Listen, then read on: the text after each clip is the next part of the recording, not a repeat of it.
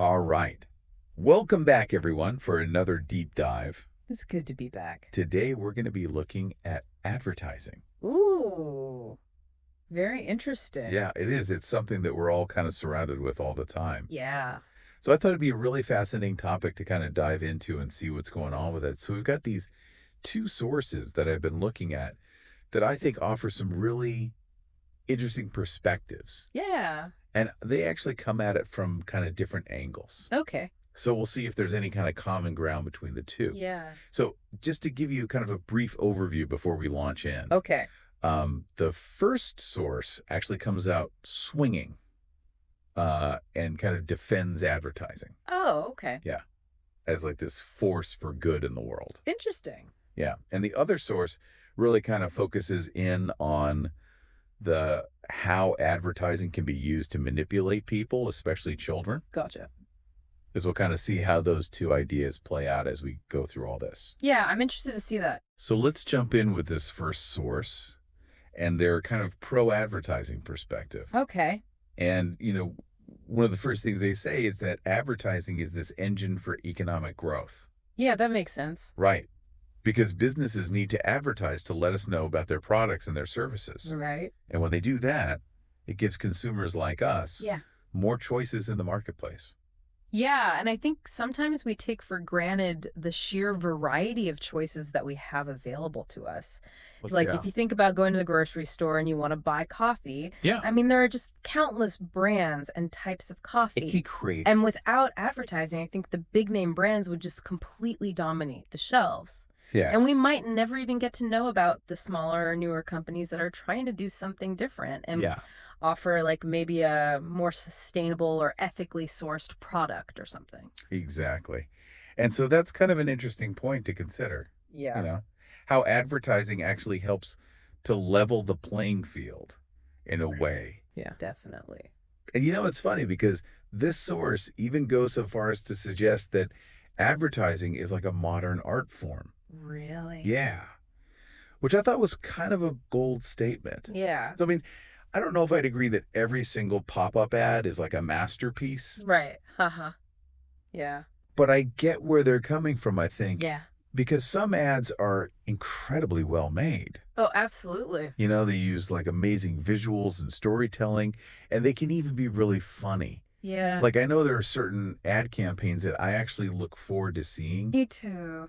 And I think, you can argue that those kinds of ads transcend just being purely commercial and they actually become something more like, an art form. Yeah, I think that's a fair point. Yeah. But on the other hand, this same source acknowledges that there's a dark side to advertising too. Oh, yeah, for sure. It's not all sunshine and roses. Exactly. And one of the things they point out is that advertising can be manipulative. Yes. It can play on our insecurities and our desires Yeah, definitely. to make us buy things that we don't really need or even want. Yeah. Or even make us feel bad about ourselves if we don't have those things, Exactly. which is kind of messed up when you think about it. Yeah, definitely. And this is where our second source really kind of dives in. Okay. And this source is especially concerned with advertising that's targeted at children. Yeah, I can see why that would be a big concern. Right. Because kids are especially vulnerable to this kind of manipulation. Yeah, They haven't developed the same critical thinking skills as adults, right. so they're more easily swayed by advertising. Yeah. And, this source gives some really specific examples of tactics that advertisers use to target kids, Oh, like what? like using cartoon characters or celebrity endorsements to make things like sugary cereals or fast food seem really appealing. Yeah. And, when you see it laid out like that, it's kind of disturbing Yeah, to definitely. think about how easily kids can be influenced by these tactics. Yeah. And it makes you wonder where the line is. Totally.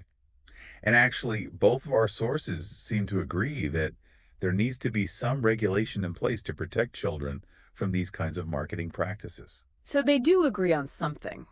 Yeah, Yeah. at least on that point, which I- I think kind of raises a bigger question for all of us.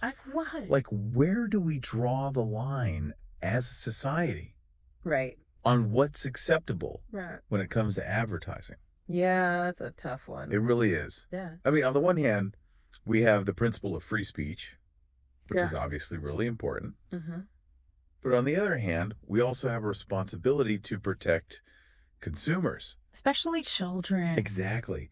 Yeah. Especially children from being exploited. Yeah. And so it's this constant balancing act, Yeah. trying to find the right balance between those two things. And there are definitely different opinions out there about how to do that. Oh, yeah, for sure. I mean, some people argue that any kind of government regulation is basically censorship Yeah. and that it infringes on the rights of businesses to advertise their products freely. Right. While others believe that it's absolutely necessary to have some rules in place Yeah. to protect public health and well-being. Yeah. And I think a good example of that is the restrictions that we see on cigarette advertising. Right. In many countries, it's Mm. completely banned from TV and radio because the health risks of smoking are just so serious. Yeah. And I think in that case, most people would agree that the societal concerns outweigh the rights of tobacco companies to advertise. Yeah, for sure. So it's a complex issue. It really is. Yeah. But I think it's one that we all need to be thinking about Yeah, because advertising is such a powerful force in our lives. totally. And I think, after looking at all this, it seems like advertising is kind of a double-edged sword. Yeah. It can be used to inform and empower consumers, Yeah, but it can also be used to manipulate and exploit them. exactly. And so I think the question that we're left with is, how do we as individuals and as a society want to manage this powerful force? Yeah, that's a great question. Now that you've heard these different perspectives, what do you think? How do you think advertising should be regulated? Yeah. Where do we draw the line between individual responsibility and societal control? That's something for everyone to think about. Definitely. So thanks for diving into this with me today. It was really interesting. Yeah, it was a fascinating conversation. It was. And until next time, keep thinking deeply. See you next time.